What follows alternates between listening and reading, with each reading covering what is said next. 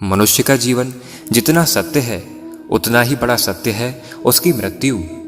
जो इस मृत्यु लोक में आया है एक ना एक दिन उसकी मृत्यु अवश्य होनी है, परंतु मनुष्य यह बात जानते हुए भी इस सच्चाई से भागता है और पैसा कमाने के लिए अपने जीवन में न जाने कितने पाप करता है, जिसका कारण है मृत्यु के इस रहस्य की जानकारी ना होना।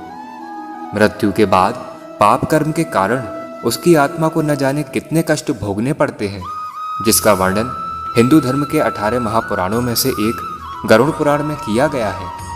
तो चलिए जानते हैं मृत्यु के बाद आत्मा के साथ क्या होता है। नमस्कार दोस्तों, मेरा नाम है विजय और आप सभी का हमारे YouTube चैनल पर एक बार फिर तहे दिल से स्वागत है।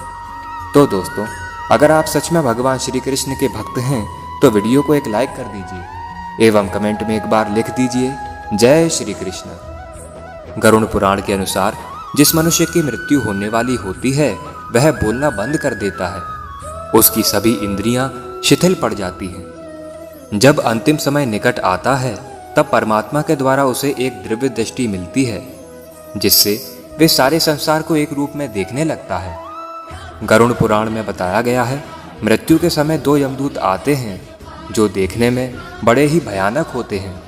यदि मरने वाले प्राणी ने पुण्य कर्म किया है तो वह आसानी से अपने प्राण त्याग देता है, परंतु यदि वह पापी होता है तो वह यमदूत के भय से ग्रस्त होकर बड़े ही कष्ट से अपने प्राण त्यागता है। तत्पश्चात यमदूत उसे यमलोक ले जाते हैं। यमलोक का रास्ता अंधेरे और गर्म बालू से भरा होता है। फिर यमलोक पहुंचने पर उसे यातनाएं दी जाती हैं। फिर उसे यमराज के कहने पर 13 दिन तक अपने उत्तम कार्यों को संपन्न करने हेतु आकाश मार्ग से फिर घर पर छोड़ दिया जाता है। घर आकर वह जीवात्मा पुनः अपने शरीर में घुसने का प्रयास करता है, किंतु यमदूत के बंधन से वह मुक्त नहीं हो पाता और भूख प्यास के कारण रोता रहता है। गरुड़ पुराण के अनुसार मृत व्यक्ति के वंशज को 10 दिन तक पिंडदान अवश्य करना चाहिए, क्योंकि पिंडदान से ही आत्मा को चलने की शक्ति प्राप्त होती है।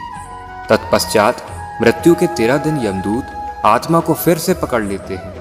फिर शुरू होती है यमलोक की यात्रा। इस सफर में आत्मा को 47 दिनों तक वैतरणी नदी पार करनी होती है। इस तरह भूख प्यास से बेचैन आत्मा यमलोक में पहुंचती है। यमलोक में भगवान चित्रगुप्त उस प्राणी के सभी कर्मों का लेखा जोखा यमराज को देते हैं। फिर उस आधार पर धर्मराज यह निश्चय करते हैं कि पापी आत्मा को किस नरक में भेजा जाएगा। तो अब आप समझ ही गए होंगे कि हमारे जीवन में धन दौलत का लालच छोड़कर सच्चाई के रास्ते पर क्यों चलना चाहिए।